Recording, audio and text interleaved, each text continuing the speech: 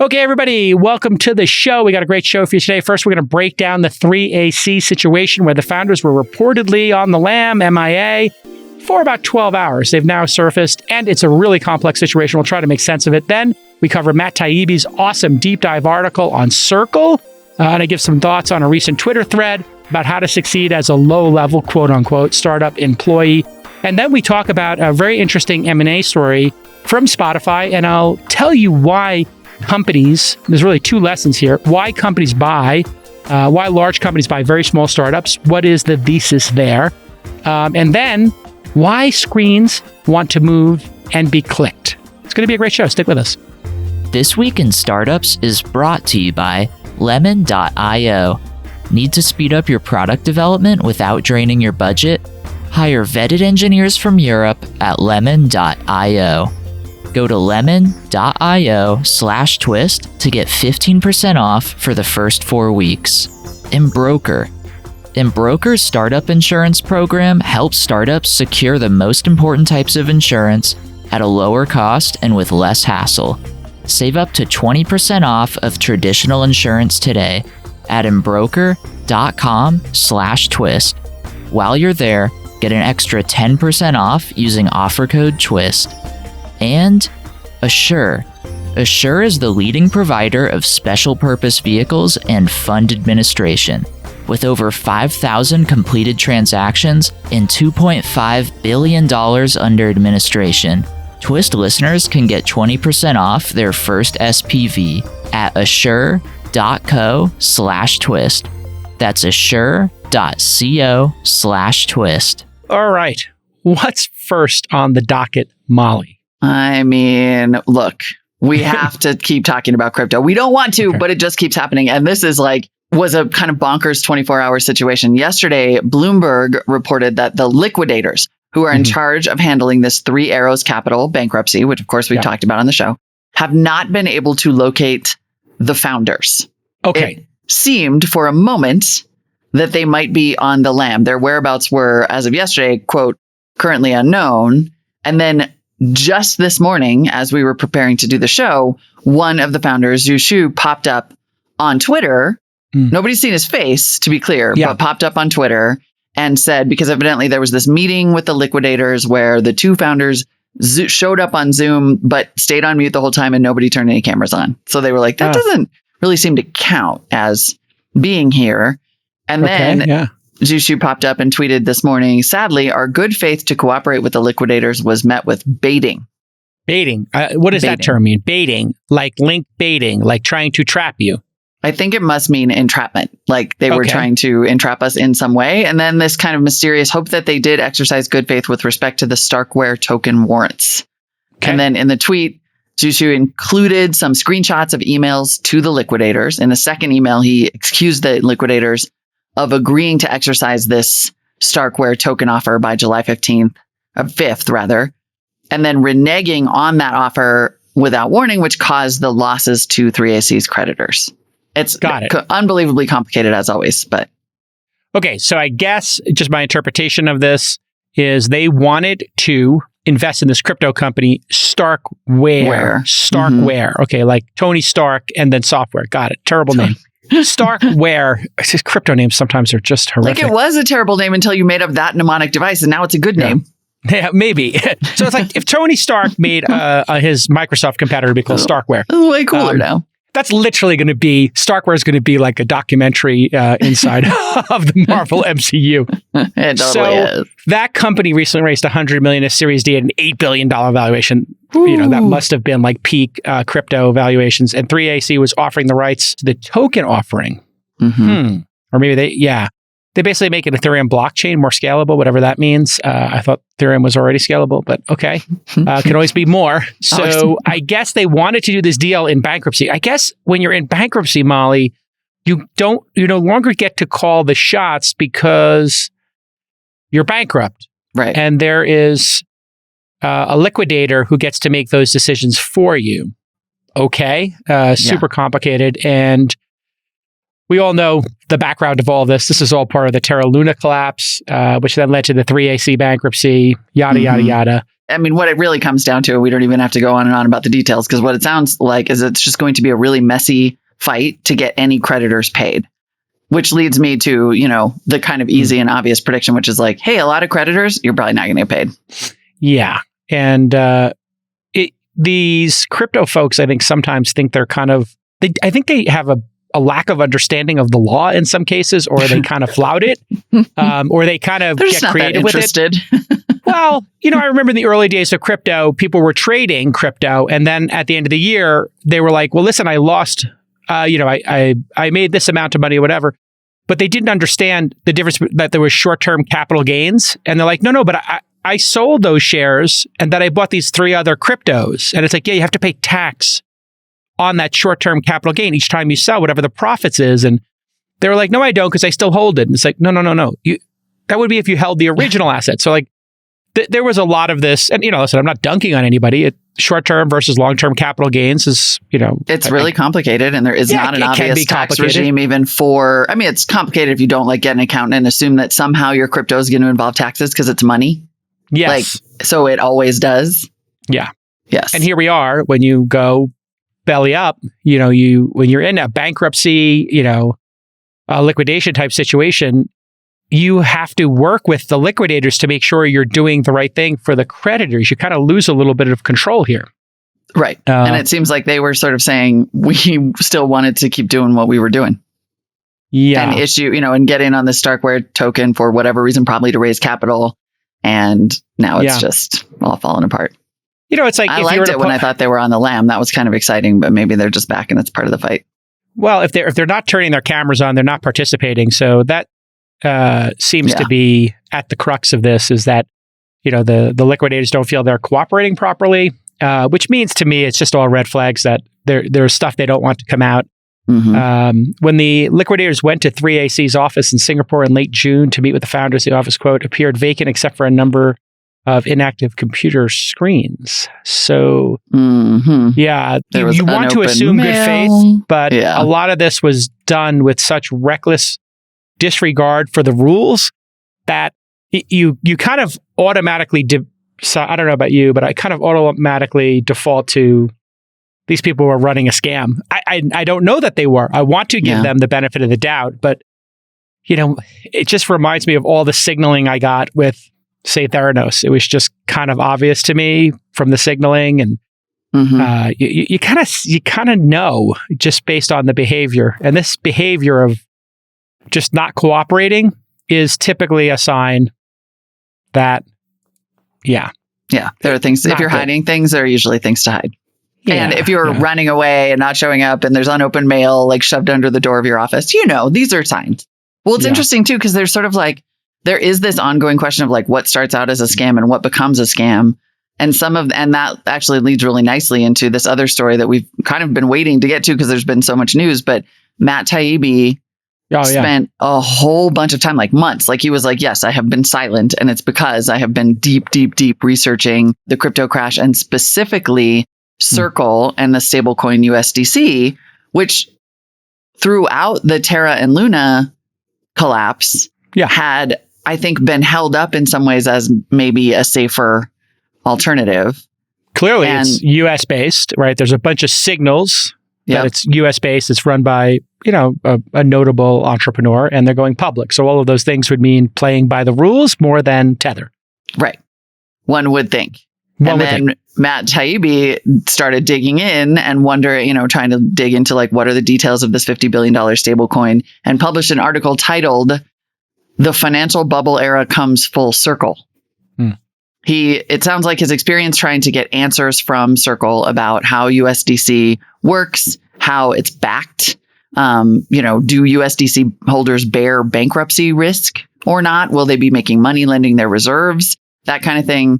He said, quote, I'm giving up the hunt for civilized and respectful, with respect to how he's going to talk about this company throughout. That dog lived a long life, but now it must be taken out and shot. I've dealt with many frustrating institutions, from Bank of America to the press office of the FSB, but none produced such headaches. They are the mother of all black boxes, and God help anyone invested in them. Whoa. Yeah, subtle as always, Matt Taibbi. No, I mean, listen, he's got a lot of scoops under his belt. So again, as we try to triangulate here, on the circle. Hey-ho. Let's... I don't know why that pun was so funny to me, but it really was. But yes, right? It's the same thing that you were just saying. It's a black box. You can't get information. And when he tried to ask them, and look, Matt Taibbi, he went deeper than almost anybody after the 2008 financial collapse. And what I think is so interesting about the piece that he published and the conclusions that he draws is that he basically is like, look, it's never any different. A savings and loan collapse in the 70s, the 2008 financial crisis, it's just people figuring out increasingly clever ways to make money because it's available to them. So they do it. Right. It ends up, badly for some, great for others.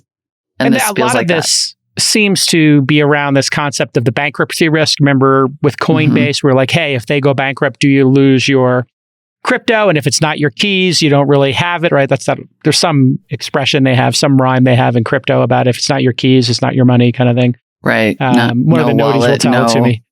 No keys, no whatever. No keys. Anyway. The point is, when somebody's a custodian and they go bankrupt, what happens, I guess? And so here he says, I reached out to Circle with simple questions. Do USDC holders bear bankruptcy risk or not? Will they be making money lending their reserves or not? The firm at first was solicitous, and seemed anxious to educate about their company structure. Then the answers became contradictory. Then they became nuanced. So not your keys, not your coins. Okay. Yeah, there we go. That's the impression. Bankruptcy seems to be losing happen. Yeah, because there was Voyager, obviously. When you have somebody basically becoming a custodian, you can lose your stuff is basically what it comes down to. Right. Competition for great engineering talent is really intense. We all know that. And a lot of startups are struggling to hire fast enough to keep up with their roadmap and the demands of their, competitive space. You need to have great developers if you want to compete. And if you want to hire better developers and you want to do it faster, you need a trusted source of pre-vetted candidates. That's the key, people. You want to use lemon.io. They will tell you if this person's legit and if they should be working at your company. They have a network of engineers from Europe and Latin America, and every candidate has been tested and interviewed by their team. Here is how lemon.io can make your engineering team bionic. No wasting time with unqualified candidates. Easy access to global talent. Plus, they can get your developer up and running within a week. And of course, it's more affordable. At launch, we know lemon.io is a great solution because our portfolio founders have used it. Okay, Drew Fabricant said lemon.io was a game changer for his startup Scout. Drew was under the gun to hire a developer with a very specific skill set, and lemon.io delivered a great candidate quickly, and he says they were a pleasure to work with. So go to lemon.io/twist to get 15% off your first 4 weeks. So there was a bunch of red flags that they had, but on the other side, I've talked to Jeremy, he's been on the program, and he seems to be doing everything he can to make this, trustworthy. So let's go through each of these and see if we can understand it. Yeah.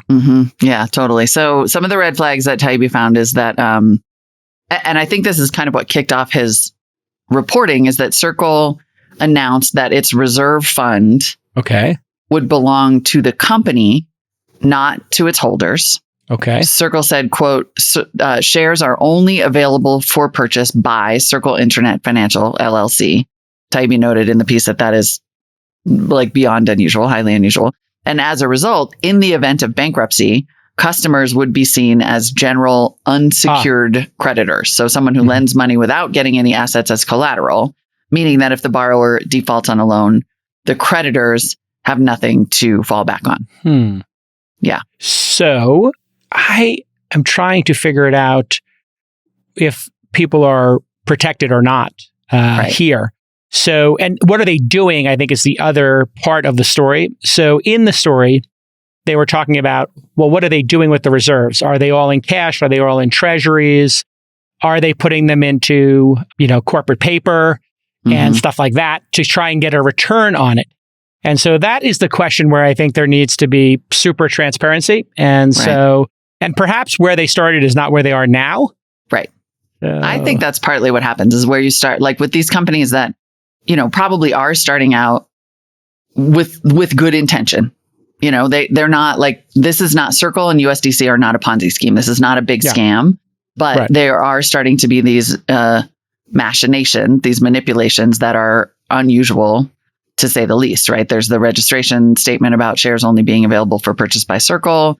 There's this kind of large question about how also the new fund that it raised, which is $400 million, by the way, this reserve fund, would be permitted to invest up to 1/3 of its total assets in reverse repurchase agreements.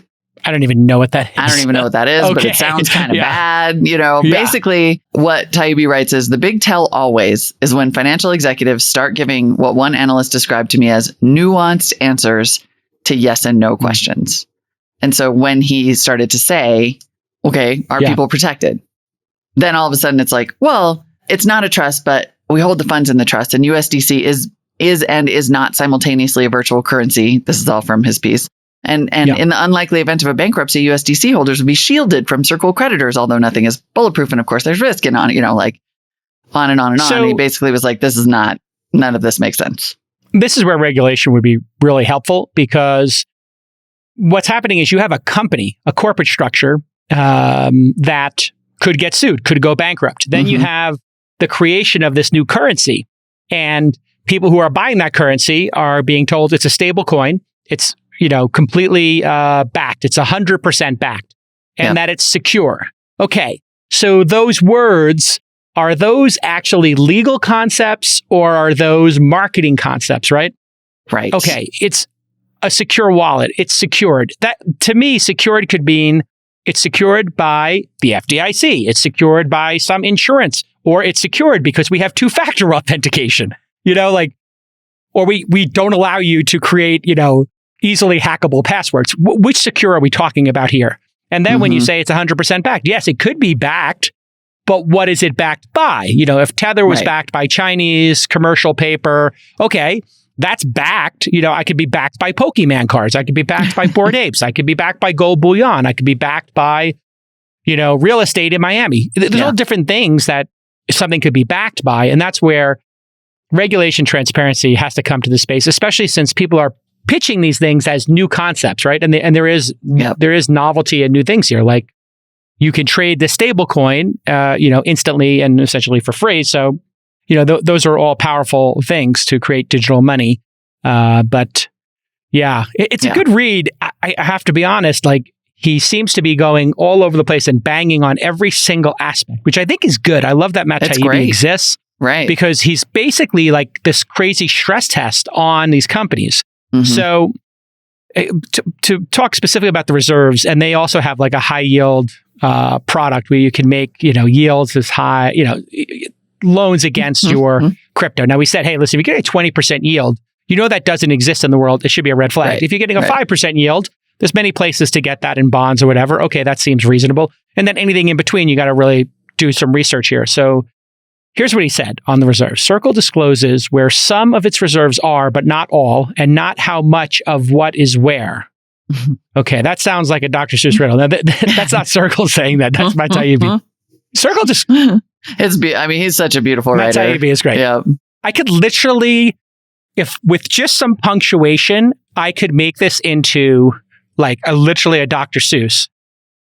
Which is what kind of makes it amazing, right? Because that's what they're telling him. And he's like, I'm sorry, what? They're just like, talking in circles. Circle discloses where some of its reserves are, but not all, and not how much of what is where. Right? Like if you One break fish, it down. 2 fish, red fish, blue fish. Yeah. Exactly. Now Circle separately features a yield program which offers guaranteed returns. These were never as high as Terrace, Preposterous, and obviously Ponzoid. There's a good word. Right. 20% guaranteed returns. Ponzoid. It sounds like a video game from the 80s. 20% guaranteed returns, which quickly attracted $60 billion that vanished even more quickly. But the program exists nonetheless at one time, offering 12-month yields as high as 10.75. So in the time it's taken to write this piece, the guaranteed return has dropped from 6% to 1% to 0.05%. In characteristic fashion, Circle's webpage on the subject contains both the incorrect statement, Circle yields interest rates offer superior returns compared to traditional fixed income investments like 1-month CDs and 8-week T-bills. This is no longer true. And the correct statement, in comparison to traditional fixed income investments, products like Circle Yield can offer superior returns. Products like Circle Yield. Yeah, and this is, again, Matt Taibbi is acting as like the compliance department at Circle and going in there for Jeremy and finding where they made mistakes. Like there might be like a bio on a social media site that has this old marketing information. Somebody may have put a tweet into, a scheduled tweet in with the wrong information, and Matt Taibbi is going to find it, And this is where, this is like what journalism, just for people who didn't know, this is what journalism used to be. Yeah. It used to be a guy or a gal who just would not take a side. They would just objectively look at stuff, and then they would try to be a good writer and make it interesting to read and tell a good story. He's not really embellishing this. Nope. He's just catching them in misstatements or, just not being buttoned up, which, when this happened to me when I was, running businesses and never anybody said like, hey, you said this here, but you said this over here. I'd be like, oh yeah, I got to fix that. Let me go fix that website. Thank you for pointing that out. I would just own it, thanks. Right. Yes, instead that's no longer like correct. A 70 paragraph statement that's sort of like bleep, bloop, bloop, blurk, blark and creates even more confusion. Bethany McLean, one of my favorite examples of this is Bethany McLean from Fortune magazine, who is famous for asking Enron at an earnings call, how do you guys make money? Yep. And then they gave her like a circle answer. And then she went around and asked a whole bunch of people, how does Enron make money? And no one could answer it. And she wrote this like Fortune cover story that ended up being the like unraveling of Enron. And it was just this basic question. That's Matt Taibbi's point. He ends by saying, if every crypto company will struggle this badly to answer basic questions like, where's your money or what's your risk? Then he writes, the storm hasn't even started yet. The thing is great. It's a great observation on Matt's part. We'll have Matt on the program. Matt, somebody let Matt know we want to have him on the program. I'll DM him as well. These basic questions we've been asking for the last 10 years, and people, the response from the crypto community is have fun staying poor. Okay, boomer, you don't get it, yada, yada. We're all going to make it, not going to make it, all this like trolling and dunking. It's all fine. But if we were looking at this as an investment, Molly, and this was people's money that they were going to retire with or put their kids through school with, that stuff is incredibly inappropriate. And then I think if you were looking at this as, gambling and you were in an illegal casino in the back of a deli in New York, not saying I've been in one of those, but if you were, playing in an illegal card game in LA where there was like a guy with a shotgun in a closet, and two people outside, these details are getting more and more specific. It's so interesting. Like for example, you might not expect to come out of that game with your money. Oh God. Like maybe if you go to get your chips and there is a shotgun leaning against the chip rack, maybe you shouldn't be in that game. That's what crypto's been. I went to that poker game when I was in LA. And like someone's like, hey, come play poker. I was like, sure, I'll come play poker. I'll come play poker. Literally, the guy's like, how much you want? I'm like, I'll take $1,000 in chips.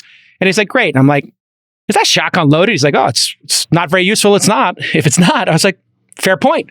Okay, yes, that shotgun. And I was like, I literally did not come back to the poker game. I played for like 2 or 3 hours. Socially, I got out of there because I'm like, yeah, I know it's a rigged game, right? And they're raking the game, which means they take a little bit out of every pot, Molly.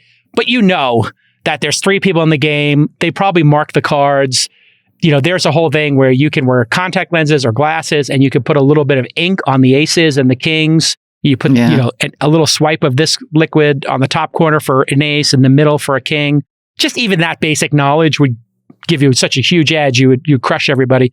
So it's a rigged game. I don't think Circle is part of that. I think Circle is one of the good actors, but even the good actors need to make every edge case very clear. And this is where regulators, the press, and good actors, I believe Jeremy Allaire to be one, I'm sure he is, those 3 folks can sort of triangulate this industry out of this mess.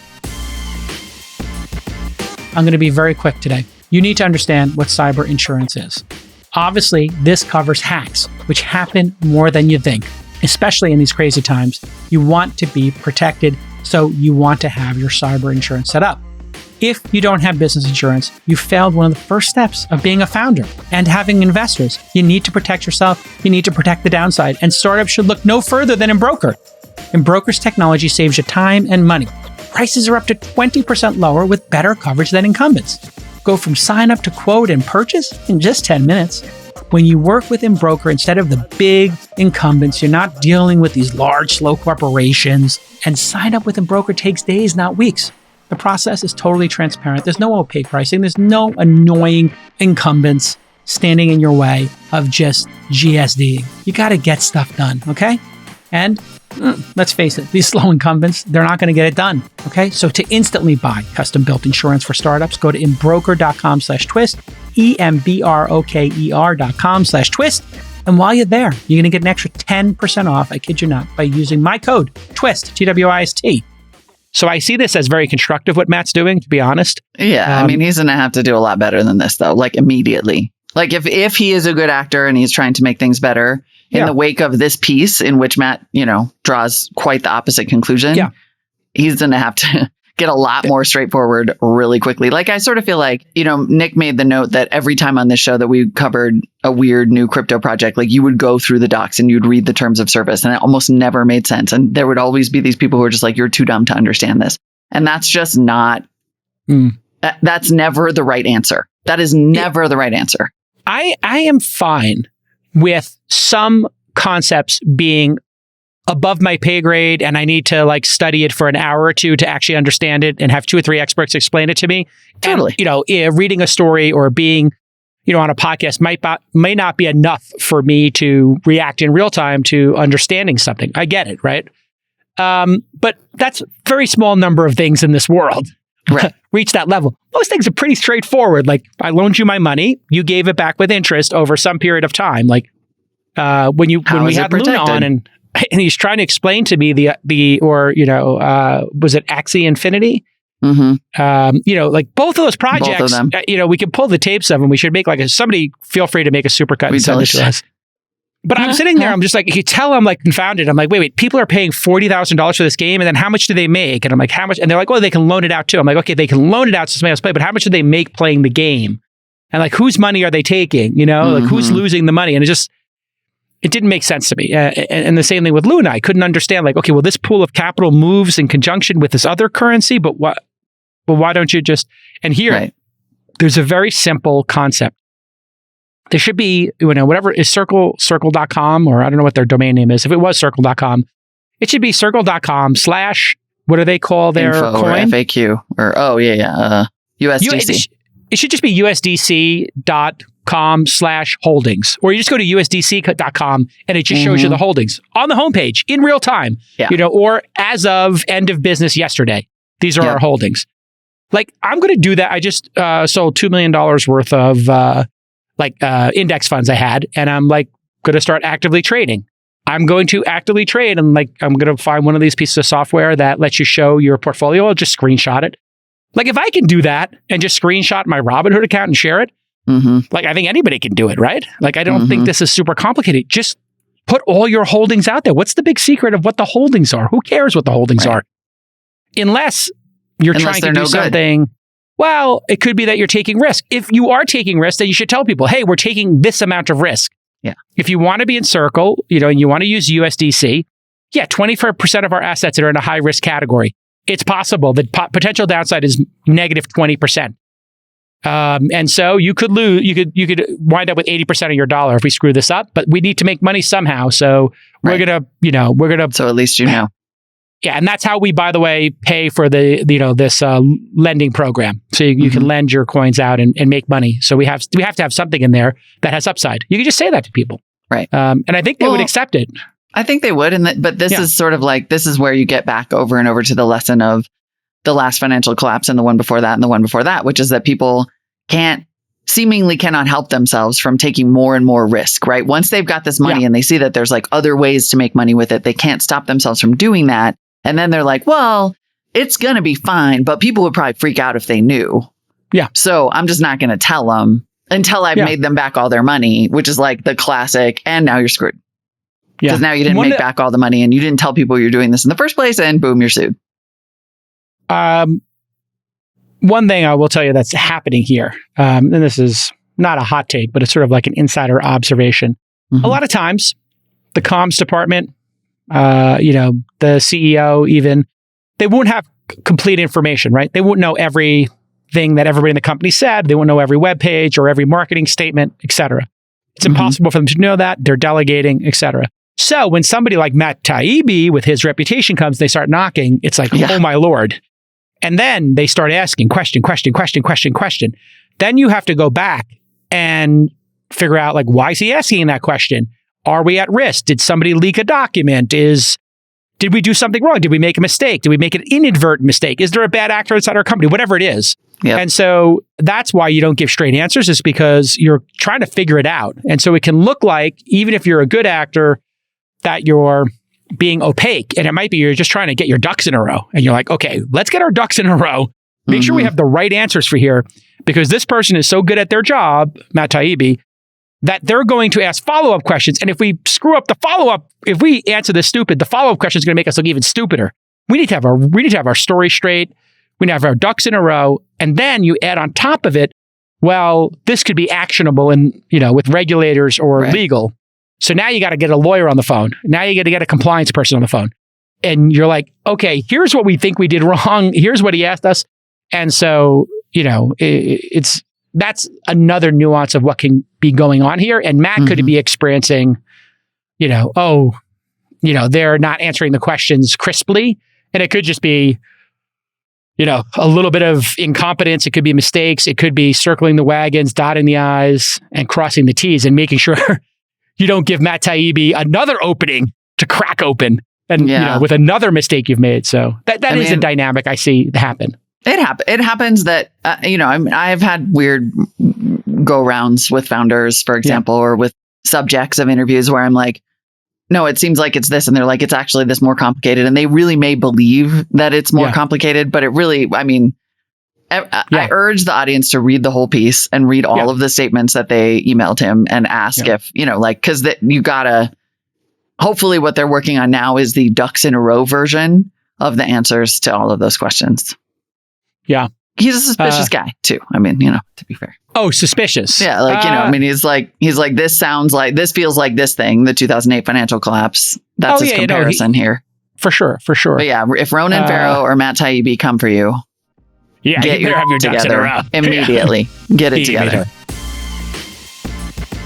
If you're an accredited investor, you need to know about special purpose vehicles. So what is an SPV? Well, it's an investment vehicle that allows up to 250 investors to invest up to $10 million by one entity on a cap table. So if you're an angel investor and you got a bunch of rich friends like I do, you could start your own syndicate and power it through an SPV. Here at Launch, we love working with the team out of Shore. They power all of my syndicates, which is the largest one in the world, with over 10,000 members, and we've done hundreds of deals. Ashore is the leading providers of SPVs and fund administration with over $2.5 billion in AUA. And they've developed an innovative software program called Glassboard. This automates the entire investment experience from entity formation all the way to an IPO. Ashley and Heidi on my team, who manage the syndicate.com, love the interface and use it every single day. To get 20% off your first special purpose vehicle, SPV, I want you to visit ashore.co/twist to get 20% off your first SPV. All right, next up, I wanted to talk about just a tweet storm. And this is something I've talked about many times. I talk to people about hard work pays off, or you'll see me tweet, no substitute for hard work. Anytime you do these tweets, you can just count the seconds before everybody disagrees with you. Zach Weinberg is an entrepreneur and angel investor. He recently had some clips go viral where he was dunking on crypto, but he had an interesting thread. And he basically said, hey, there's a lot of noise about what makes a good junior or mid-level startup hire. But in reality, it's basically three things. 1, extreme competence. 2, willingness to work hard, weekends and nights. 3, positive attitude in ambiguous and difficult situations rises to the occasion. So you could say, like, you have skills, number 1. I would agree with that. You have some skills, some competence at some skill. You're a hard worker, sure. And then 3, positive attitude in ambitious and difficult situations rises to the occasion. You're conscientious, you're resilient. You can use other words for that, but if I give you a project, you're going to get it done, basically. Accountability. So if you looked at this, skills, work ethic, accountability would be a way to summarize it. And you'll hear some version of this from everybody. And early stage employees also, I would say, is, the ability to learn new skills or take on projects that you previously haven't done before. Because in the early days of a startup, you will have 5 employees doing 20 jobs, then you'll have 10 employees doing 20 jobs, then you'll have 20 employees doing 20 jobs, and then you'll have 200 people doing 20 jobs, right? In other words, you'll have 10 people on each job, and those are then called departments. But in the beginning, one person literally in a startup will run sales, marketing, and accounting. They'll have 3 job functions. Eventually, those will be broken up into 10-person groups. And that's kind of the fun, and that's why going to work at a startup is so great. But he kind of pokes the tiger in the second one. You earn work-life balance, and whenever you bring up work-life balance, people are going to get triggered by working hard and learning early in your career. Eventually, you are so effective, you can accomplish things in half the time. If you want work-life balance in your 20s, that's fine and a personal choice, but your career will be capped. The more competent you get, the better your balance can be. It's a spectrum. If you're really good at what you do, you can get things done in fewer hours. It just takes time. So not too controversial. Some kind of union-style, worker bee then replied, "Never work more than the contract says unless you're paid equity. As a non-senior, you're not. Never work weekends, nights for someone's biz. As a junior, you could never have any kind of extreme competence. Skip anyone who expects you to. Be responsible, learn quick. That's it." So, it's basically really bad advice. And I'll tell you why it's bad advice. All of the skills and the work you put into the job accrue not only to that company. Sure, they get the output of whatever your labor is, right? So you made a nice logo. You did some sales calls. Okay, great. They get the result of that. They own the logo. And if you land them a customer, you get that customer.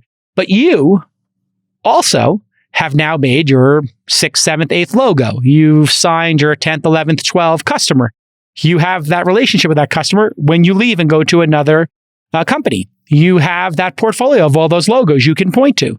So it's not true that, people, especially in startups and in tech work, knowledge work, are getting the short end of the stick. Like, say, somebody who is, picking grapes in a field or is, digging ditches or, is a bricklayer. Yeah, when you're a bricklayer, at some point you hit some level of competence and you're just, putting bricks. All due respect to bricklayers. I love watching those kind of like amazing bricklayers who go really fast on YouTube. But the truth is they build the wall, they build whatever they're building with the bricks, they build the brick house, and it's somebody else's house, and that person accrues 99.9% of the value.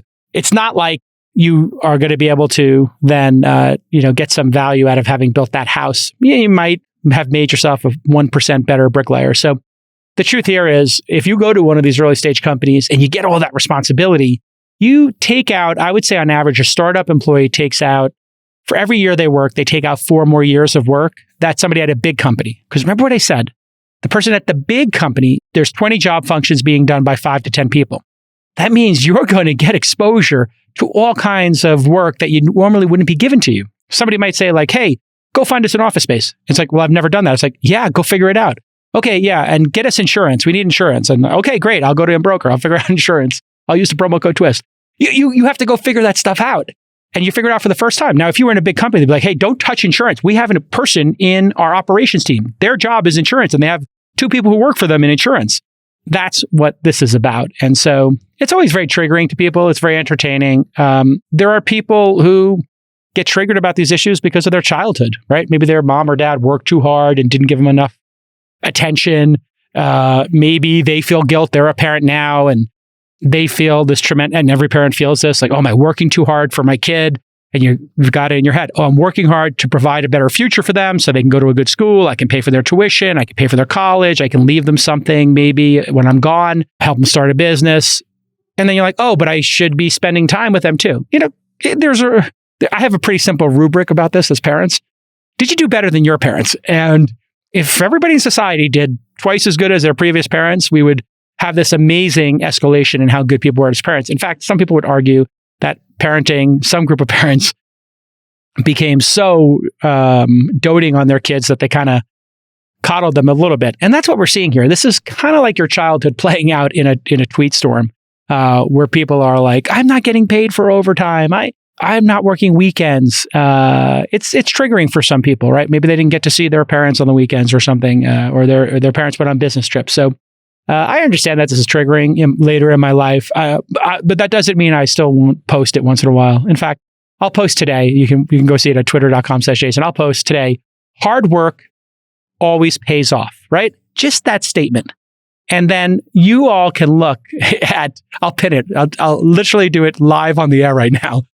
And this is like my go-to tweet if I just want to entertain myself. Hard work, always, capital letters, pays off. And then just for good measure, I'm going to pick a GIF. And I'm going to pick the gladiator GIF because that is super, super triggering to people. And I'll just do the, are you not entertained? Yeah, I'll just pick a generic gladiator image of him just sitting there huffing and puffing. And you just watch twitter.com/Jason, how triggering this is to people. Who would ever argue with this point or take the time to argue with it? Hard work always pays off. I kind of feel like that's not a controversial statement. If you worked hard, it'll have some payoff, even knowing that you did a good job working hard. But this becomes like the Rorschach test for people. Whatever issue they're going through in life, they will respond to this based on whatever emotional state they're in. It has nothing to do with the words or the tweet. In other news for startups, Spotify has acquired a Wordle-like daily game for your ears. It's called Heardle. Interesting quote from the press release. Further down the road, we are also planning to integrate Heardle and other interactive experiences more fully into Spotify to allow music lovers to connect more deeply with artists and challenge friends and have some fun in the process. Okay. So whenever you see M&A of startups, you have to ask yourself, why is this company being bought? It's typically not being bought for what the company is today. It's usually not because of what it is today. It's for what the acquirer thinks it can become. So when Google bought YouTube, they thought, hey, this could be something very big. And what they thought it could be is, well, this could be a place where we could have video-based advertising because search doesn't have video-based advertising and we can compete for television ad dollars. Now, most people, that seems obvious now, but at the time, there was really only two types of advertising on the web. You had banner ads and then you had clickable text ads, specifically search ones. And those two type of ads, banner ads were terrible and annoying and ugly. And search ads were the best ads ever created. But we all knew that TV ads were very special. And so that's why they bought YouTube. They wanted to take a slice of that business. And oh boy, have they done so. And it seemed farcical that people would actually put, a Marvel ad, an Obi-Wan Kenobi ad, some incredible ad in front of a YouTuber. It was like, really? They're going to put that in front of these like Mr. Beast or, Lonely Girl, whatever. And then all of a sudden now we go and it's like, yeah, not only are they putting ads in front of Mr. Beast, but they're integrating, those brands into the experience. When you look at this, I have been consistently impressed by what Daniel's doing in Spotify. And Daniel, come back on the program soon. I haven't talked to you in a while. What's really interesting about what Daniel's been doing is I noticed the app is moving more. What do I mean by that? Well, screens are meant to move. When you look at a screen and things aren't moving on the screen, it's kind of a missed opportunity. So on the internet, in interactive media, the ability to click on stuff and the screen moving is really critical. And now when you open Spotify, I don't know if you noticed this, but they have looped videos behind the songs. It's quite annoying. Like if I'm in driving mode, I have to, please stop playing this video. I'm worried I'm going to get pulled over because here I am playing, some Megan Thee Stallion and Megan is on my giant iPhone 13 twerking. And I'm just thinking at some point the other day, I was driving to Tahoe and I'm like, I'm watching some video. It wasn't Megan, unfortunately, it was somebody else, but it was like a really big, huge, giant video. I'm like, a cop's going to come by here and think I'm watching TV. I'm just listening to the song. And then they added lyrics, as you probably know. You can swipe them up. So the screen's moving again. And you're going to keep seeing this. With podcasting, they added their video podcast. So now if you watch This Week in Startups or All In, producer Nix connects those two things together and you can switch from audio to video. Gaming is a really good idea. Why is gaming a good idea? Well, what are most people's behavior when they're using an audio app?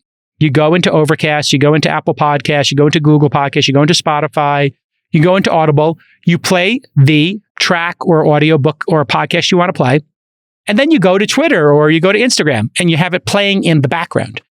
Spotify would much rather you keep that screen open. So would Audible, and so would other podcast players. So to do that, they're going to need to have more media and more reasons for you to stick around.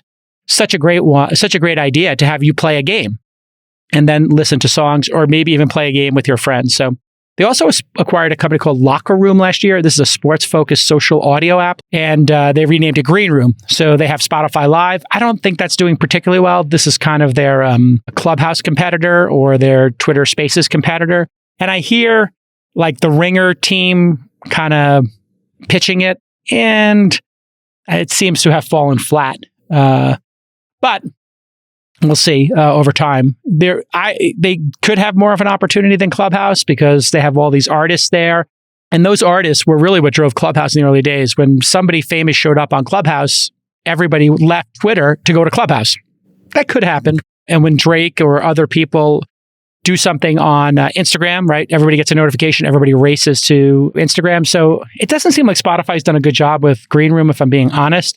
I never see any high-profile people there, but they should get people to do more casual stuff and figure out how to incentivize that. Because, if you did get Kanye or, Megan or whoever to start doing, instead of Instagram lives and doing green rooms, that'd be pretty powerful. And then why not? I mean, here, like we're talking out loud.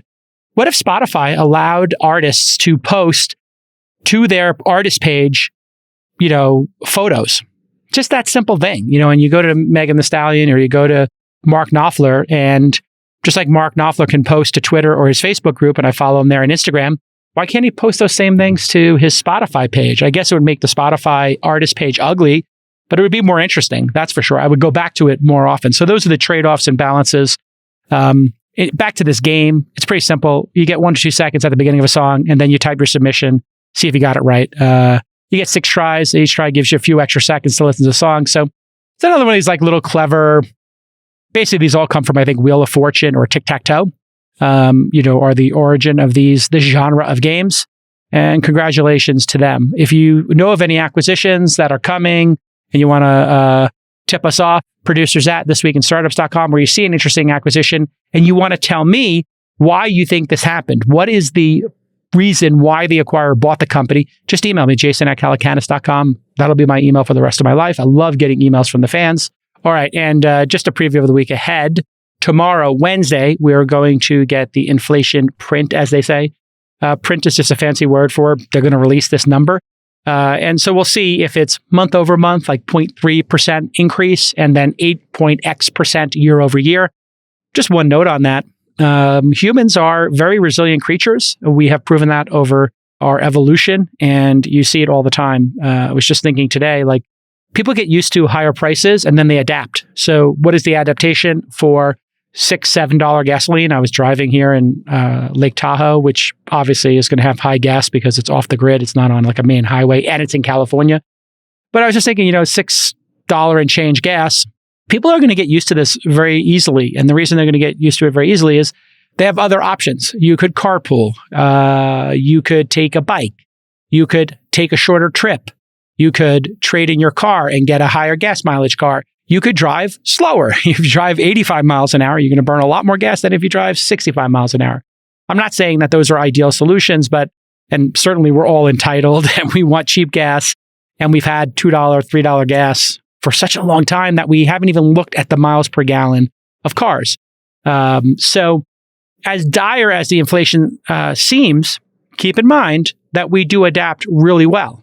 As but a small example, and listen, it's a stupid example, I know, but I was buying, and I understand, like I'm coming from a place of privilege and I already secured my bags, but I've been making iced coffee. Why do I make iced coffee at home?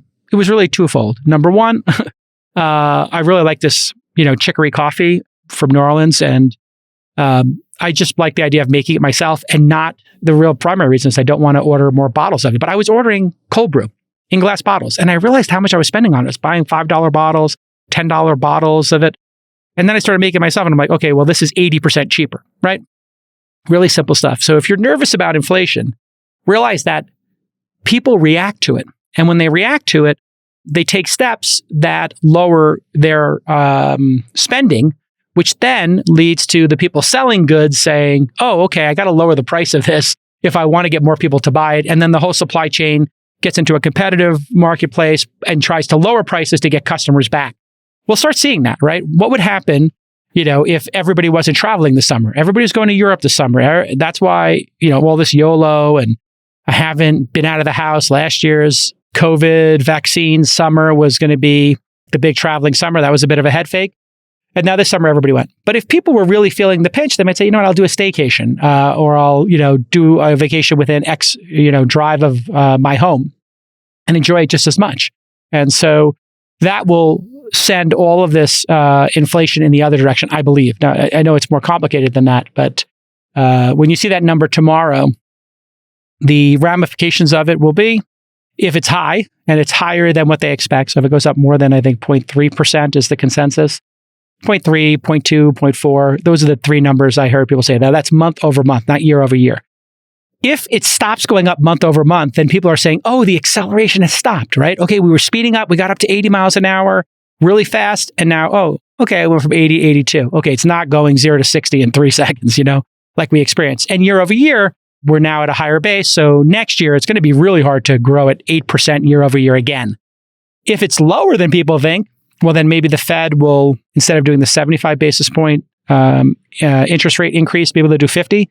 And if it's higher and it blows it away, if it would go to 9 or something and it were to go up 1% month over month or something crazy like that, this is for June, number comes out in July, July's will come out in August, you'll see people freak out. And so that's something you'll see tomorrow. All right. And if you're looking for a job here working with me and the team, we're hiring 3 video editor producers. We're looking for video editors.